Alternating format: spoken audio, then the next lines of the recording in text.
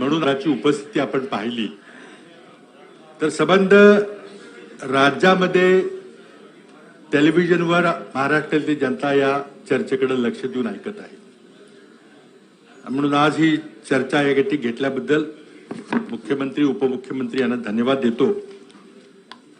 फार समज आणि गैरसमज पसरवले जात आहेत आणि स्वाभाविकपणे उच्च पदावर बसलेल्या माणसांनी जर काही वक्तव्य केलं तर ते गृहीत धरलं जातं आणि त्याचं विश्लेषण होत नाही, त्याची सत्यता पडताळली जात नाही. मला वाटतं या चर्चेतून आपल्या सर्वांनाच विविध समाजांना आरक्षण द्यायचे, त्यांचा आर्थिक दर्जा सुधारायचा आहे, सामाजिक दर्जा सुधारायचा आहे, याबद्दल कोणाचं दुमत नाही. मार्ग वेगळे वेगळे असू शकतात, उपाय आपण करू शकतो, त्याबद्दल चर्चा झाली पाहिजे. चांगली गोष्ट आहे, चर्चा होते. अध्यक्ष महोदय, 1902 साली पहिल्यांदा शाहू महाराजांनी कोल्हापूरमध्ये आरक्षणाची कल्पना देशात पहिल्यांदा आणली. दक्षिणेतल्या काही राज्यामध्ये देखील विचार चालू होता. म्हणून आज देशभरामध्ये छत्रपती शाहू महाराजांचं नाव विशेष ओबीसी समाजामध्ये घेतलं जातं. उत्तर प्रदेशमध्ये त्यांच्या नावाने एक जिल्हा तयार केलेला आहे. आणि त्यावेळेला पहिल्यांदा 50% आरक्षण देण्यात आलं मागासवर्गीयांना आणि त्या मागासवर्गीयांच्या यादीमध्ये मराठा समाजाचा समावेश झाला. 1902 पासून कोल्हापूर संस्थांमध्ये आरक्षण मिळत गेलं. परंतु स्वातंत्र्यानंतर जेव्हा आपण राष्ट्रीय मागासवर्गीय आयोग नेमला, काका कालेलकर आयोग नेमला, त्या आयोगाने मात्र मराठा समाजाला मागासवर्गीय दर्जा देण्याला नकार दिला. त्यावेळेपासून मग मराठा समाजाला राष्ट्रीय पातळीवर मागासवर्गीयाचा दर्जा मिळाला नाही. पुढं 92-93च्या सुमारास मंडल आयोगाने त्याची पुनरावृत्ती केली, आपल्याला काढून टाकलं. आणि वेळोवेळी जेव्हा राज्यातली आर्थिक परिस्थिती बिघडते, बेरोजगारी वाढते, शेतकऱ्यावर संकट येतात, तेव्हा लोकांना दुसरा पर्याय राहत नाही आणि मुलं, मग तरुण मुलं, सुशिक्षित बेरोजगार मुलं, अल्पभूधारक शेतकऱ्यांची मुलं ही या आंदोलनामध्ये भाग घेतात. आणि आज तीच परिस्थिती आपल्या समोर आहे. प्रचंड मोठं बेरोजगारीचं वातावरण आहे. शिक्षणाचं खाजगीकरण झालेलं आहे, कोणाला शिक्षण परवडणारं झालंय. आणि त्यात आता आपल्या शासनानं सरकारी नोकऱ्यांचं खाजगीकरण करण्याचाही काही प्रयत्न केला होता, पण तो थांबला. त्यामुळे नैराश्याचं वातावरण समाजापुढे आहे. त्या वातावरणामध्ये महाराष्ट्राच्या निर्मितीला 1960 पासून किती वर्ष झाली, 50 वर्षानंतर भुजबळ साहेब आपल्या आघाडी सरकारनं पहिल्यांदा मराठा समाजाला आरक्षण देण्याचा निर्णय घेतला. बाळासाहेब थोरात आमचे सहकारी इथं होते. मला वाटतं राजेश भैया टोपे मंत्री म्हणत होते, आमचे भास्करराव जाधव होते, अजित पवार होते. आणि त्या सगळ्यांच्या सहकार्याने आपण मार्ग काढला. सुप्रीम कोर्टाने काही 50% काही घटनेत कुठे तरतूद लिहिलेली नाही. एका खटल्यामध्ये त्यांनी गाईडलाईन्स दिलेल्या आहेत की 50%च्या वर आरक्षण असू नये आणि जर 50%च्या वर आरक्षण द्यायचं असेल तर विशेष मागासलेली परिस्थिती तुम्हाला दाखवावी लागेल. आणि ती दाखवण्याकरता मग राज्याच्या मागासवर्गीय आयोगाकडून संख्यात्मक माहिती, क्वांटिटेटिव्ह माहिती गोळा केली पाहिजे, हा निर्देश आहे. अध्यक्ष महोदय, आमच्या मंत्रिमंडळाच्या सहकार्याने आम्ही निर्णय घेतला की आपल्याला ही प्रलंबित मागणी आहे ती त्यापुढे काहीतरी पुढे करावं लागेल. आम्ही प्रामाणिकपणे राज्य मागासवर्गीय आयोगाचे त्यावेळेचे अध्यक्ष न्यायमूर्ती बापट यांच्याकडे गेलो. त्यांना सांगितलं की फक्त माहिती गोळा करा, आरक्षण द्यायचा राजकीय निर्णय कॅबिनेट घेईल, पण सुप्रीम कोर्टाच्या आदेशाप्रमाणे संख्यात्मक क्वांटिटेटिव्ह डेटा गोळा करा. दुर्दैवानं त्यांचा पूर्वग्रह दूषित होता मला माहिती नाही. त्यांनी स्पष्टपणे सांगितले की मराठ्यांना आरक्षण द्यायची काय गरज नाही, मी काही करणार नाही. मग ते बरंच सांगितलं किती तुमचे मुख्यमंत्री आहेत आणि किती कारखान्याचे चेअरमन आहेत वगैरे बऱ्याचशा गोष्टी झाल्या. मी ते सगळं सांगत नाही. आता आमच्या समोर पर्याय नव्हता. सुप्रीम कोर्टाने काय म्हटलंय की क्वांटिटेटिव्ह माहिती द्या. आता त्यांनी म्हटलं की मागासवर्गीय आयोगाकडून द्या, पण मागासवर्गीय आयोग तयार नसेल तर आमच्याकडे पर्याय काय होता. अध्यक्ष महोदय, आमच्या मंत्रिमंडळानं मंत्रिमंडळाची उपसमिती गठीत केली. त्या आमच्या मंत्रिमंडळामध्ये राधाकृष्णजी इथं आलेले तेही होते, भुजबळ साहेब होते. आणि त्या समितीमध्ये निलेशजी रितेशजी गेलेत का काय मला माहित नाही, पण आम्ही नारायणरावजी राणे आमचे ज्येष्ठ सहकारी होते, माझे मुख्यमंत्री होते, त्यांना त्या समितीचं काम देण्याची विनंती केली. आपण सरकारी अधिकाऱ्यांच्याकडून माहिती घ्या. आता सरकारी अधिकाऱ्याला जर विचारलं तर तो खोटं सांगणार नाही, कारण त्याची नोकरी जाईल त्यानंतर. राणे साहेबांनी आणि त्यांच्या कमिटीने, त्यामध्ये मंत्रिमंडळाचे अनेक सहकारी त्या उपसमितीमध्ये होती, ते मंत्री गट होता, तो मंत्रिमंडळाची उपसमिती होती. त्यांनी प्रत्येक विभागीय कार्यालयामध्ये ते स्वतः गेले, माहिती गोळा केली. वर्षभर लागलं त्यांना. 2013 मध्ये आम्ही काम सुरू केलं होतं, वर्षभर काम लागलं आणि त्यांनी एक अहवाल दिला आणि मराठा समाजाच्या सरकारी नोकऱ्यांच्या मध्ये काय परिस्थिती आहे, शिक्षण संस्थांमध्ये, व्हाईस चान्सलर मध्ये काय परिस्थिती, हा अहवाल दिला. मंत्रिमंडळाला तो अहवाल सादर केला. अध्यक्ष, असं कोणाचंच म्हणणं नाही की मराठा समाज हा राजकीय दृष्ट्या सक्षम नाही. आहे, बरेचसे आमचे 200-400 कुटुंब राजकारणामध्ये अग्रणी आहेत, त्यामध्ये वाव नाहीये.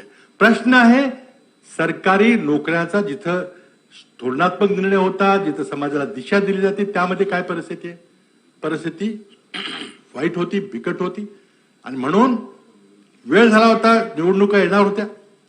आम्ही जून 2014 मध्ये अध्यादेश जारी केला आणि मराठा समाजाला कमिटीने 20% आरक्षण सुचवलं होतं, आम्ही 16% केलं आणि 16% आरक्षण द्यायचा अध्यादेश म्हणजे कायदा केला. लोकांना अध्यादेश आणि कायद्यामधले फरक बऱ्याचशा लोकांना गलफत असते.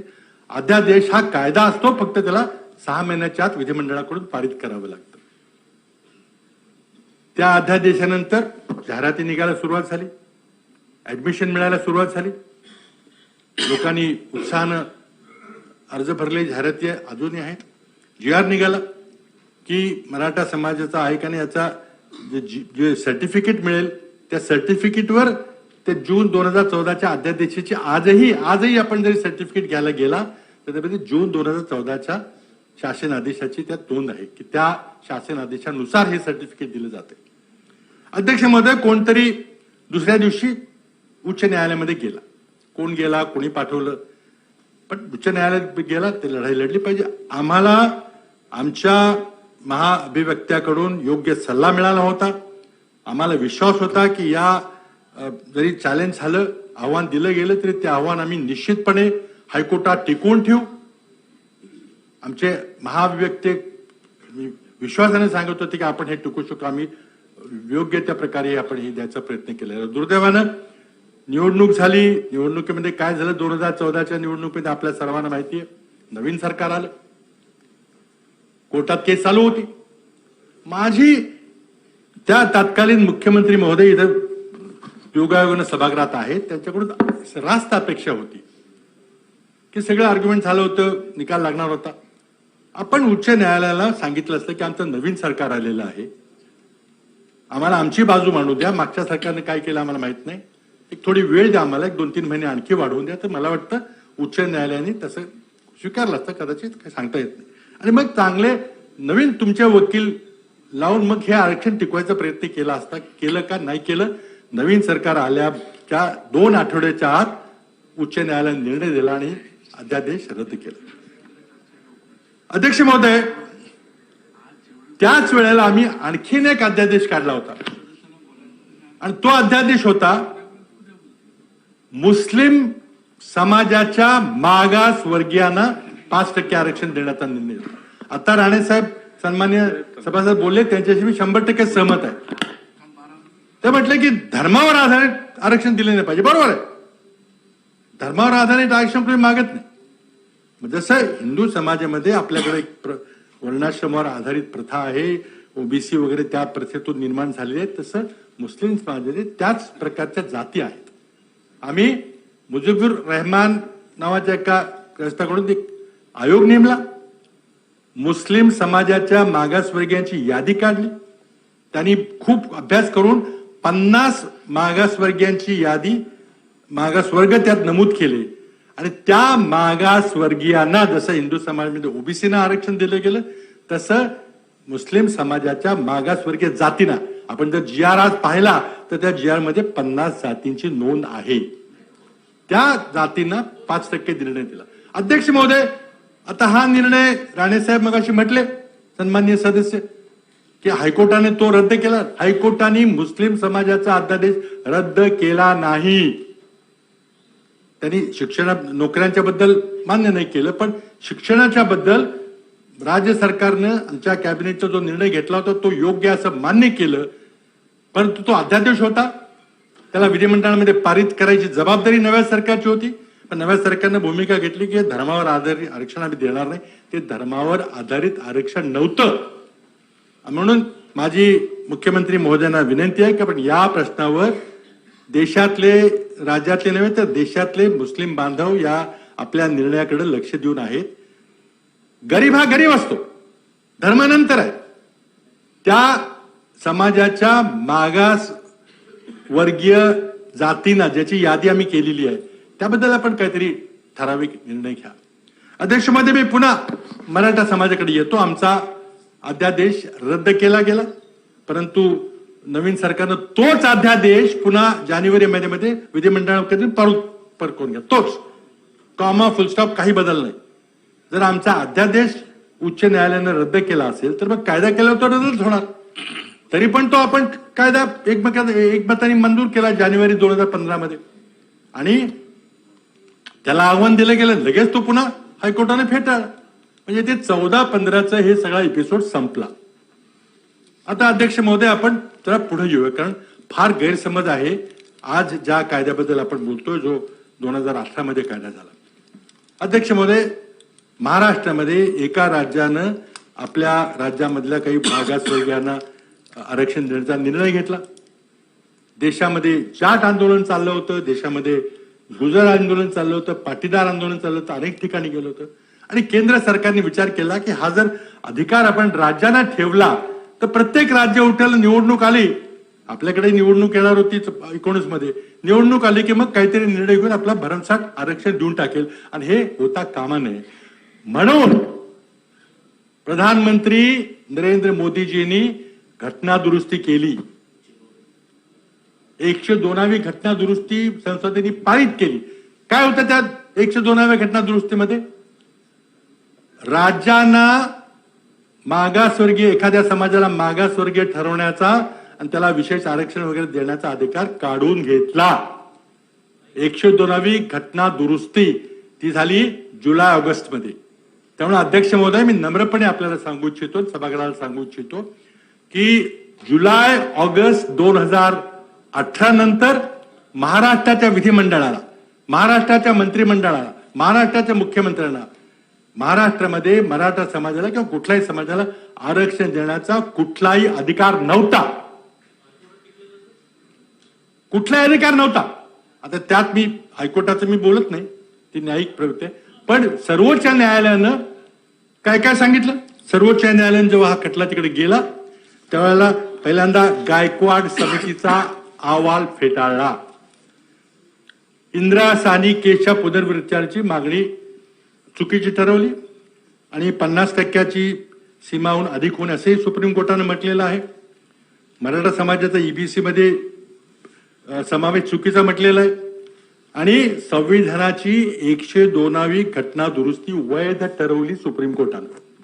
आता ती जर वैध असली तर मला कुणी सांगावं, आज उपमुख्यमंत्री तर बसलेले आहेत, तत्कालीन ते मुख्यमंत्री होते, ते कायदे पंडित आहेत, आम्हाला सांगावं की त्या दिवशी जेव्हा आपण 2018चं मराठा विधेयक आणलं त्या दिवशी आपल्या सभागृहाला लेजिस्लेटिव्ह कॉम्पिटन्स होतं का, वैधानिक समर्थता होती का? त्याचं नम्रपणे उत्तर द्यावं लागेल की ते नव्हती. कारण म्हणूनच तर 102वी घटना दुरुस्ती नरेंद्र मोदींनी केली.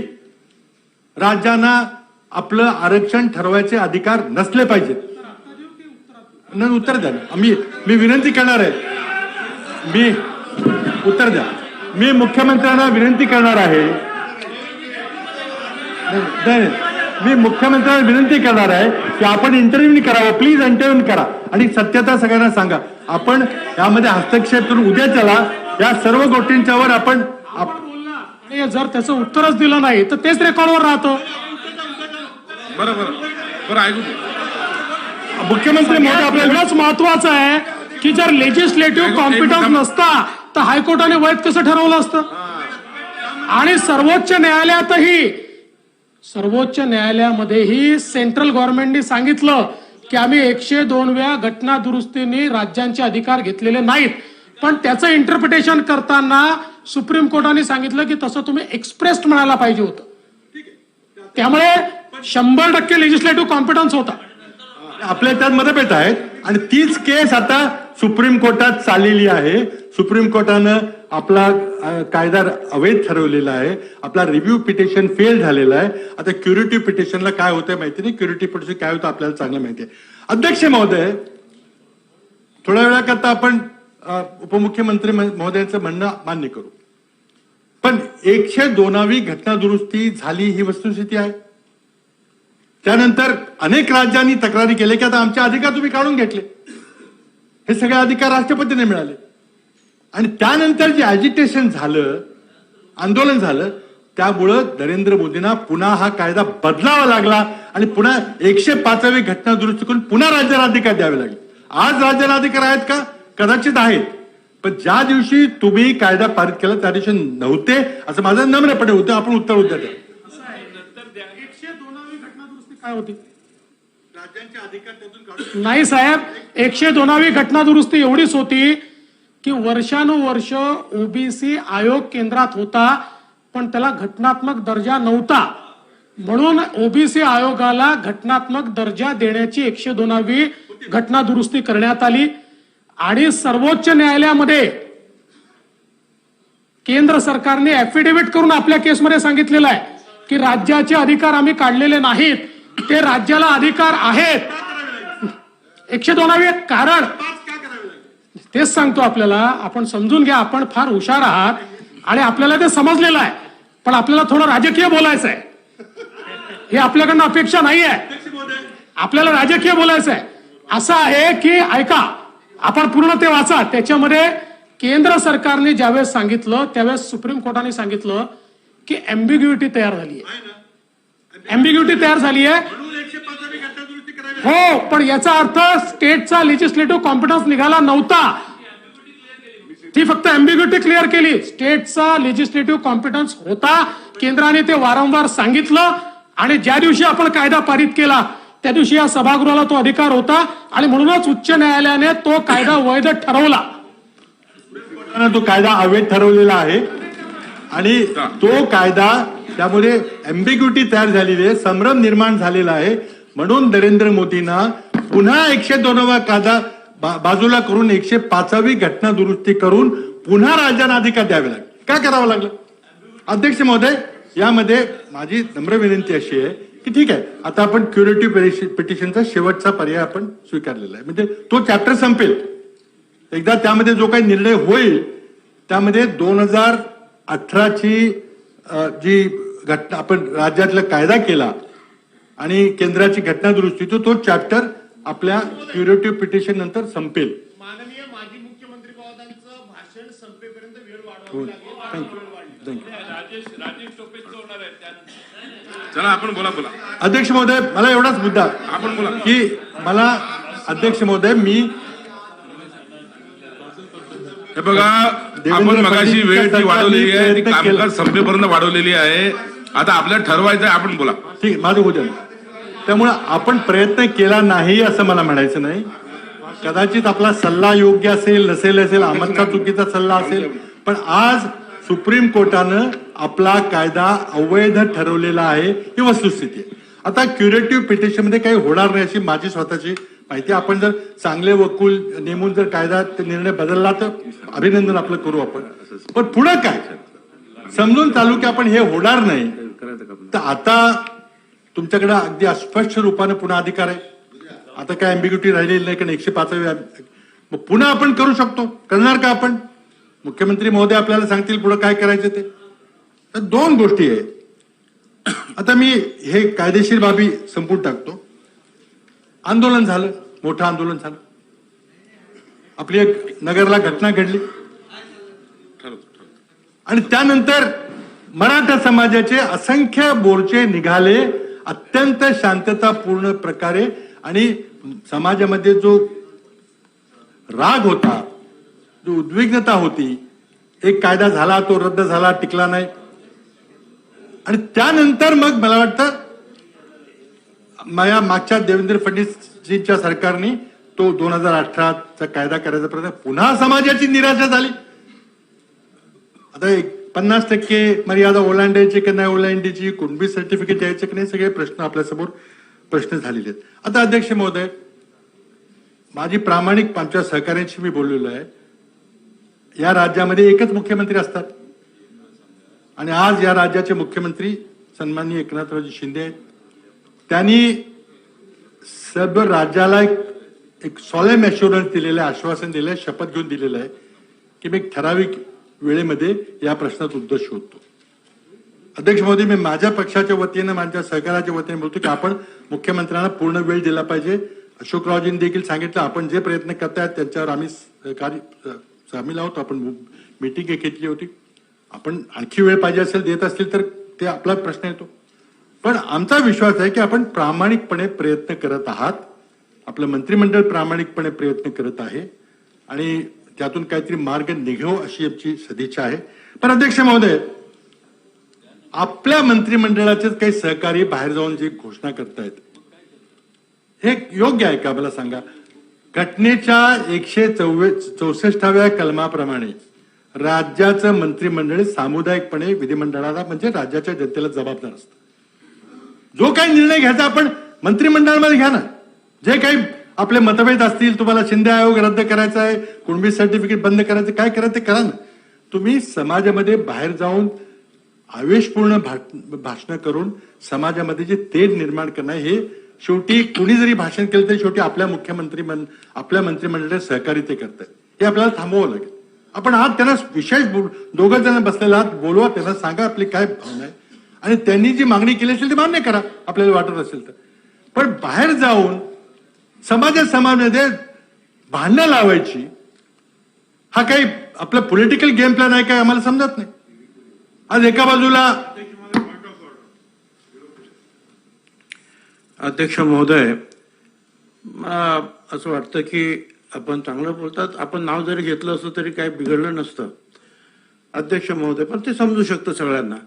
प्रश्न असा आहे की अख्खं बीड पेटल्यानंतर, या सभागृहाच्या 2-2 सदस्यांची घरं पेटल्यानंतर, बायका मुलं सुद्धा अडकल्यानंतर, राख रांगोळी झाल्यानंतर तुमचं आमचं प्रत्येकाचं काम होतं तिथे जाऊन बघणं की आपल्या साधा मनुष्य असेल त्याला जर असं झालं असेल तर आपण बघायला जातो.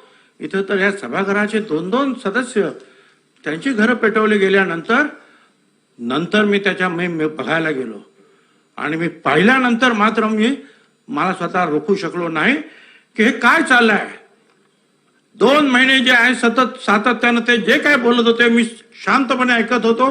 करा, काय करायचं ते करा.